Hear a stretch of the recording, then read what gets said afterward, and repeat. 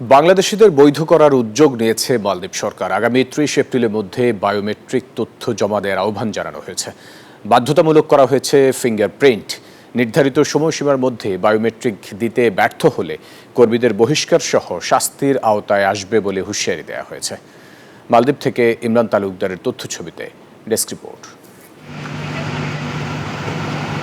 মালদ্বীপে অপারেশন কুরাঙ্গি নামের এক বিশেষ অভিযানের অধীনে দেশটিতে বসবাসরত অভিবাসী কর্মীদের বায়োমেট্রিক তথ্য সংগ্রহ কার্যক্রম শুরু করেন 2024 সালের মে মাসে, যার অধীনে এখন পর্যন্ত 25,000-এরও বেশি অভিবাসীদের তথ্য সংগ্রহ করেছে দেশটি। বান্ডেল থাকলে প্রতি সেনমানিতে টাকা বাঁচবে।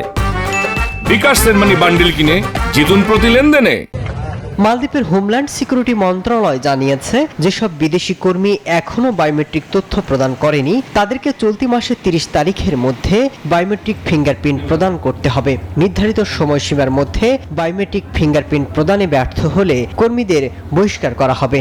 আইনের সম্মান দেখিয়ে আমাদের এই ফিঙ্গারপ্রিন্ট করে নেওয়াটা প্রত্যেকের জন্য সেটা কর্তব্য। আদারওয়াইজ আপনারা 25 তারিখের পরে বিভিন্ন আইনগত সমস্যার বা জটিলতার মধ্যে পড়ে যেতে পারে। আপনারা যদি আইন অমান্য করেন তাহলে কিন্তু আপনাদেরকে রাখবে না। অতএব আপনারা দয়া করে যে আইল্যান্ডে আছেন ওইখানে সিটি কাউন্সিল আছে, আপনারা যোগাযোগ করে আপনাদের ফিঙ্গারপ্রিন্ট করে ফেলেন।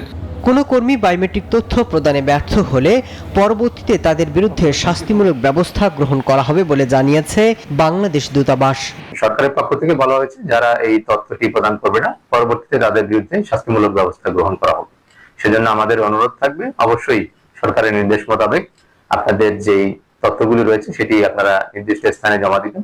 এক্ষেত্রে আপনি বৈধ হন বা আনডকুমেন্টেড হন, সবারই এই তথ্যগুলি প্রদান করতে হবে।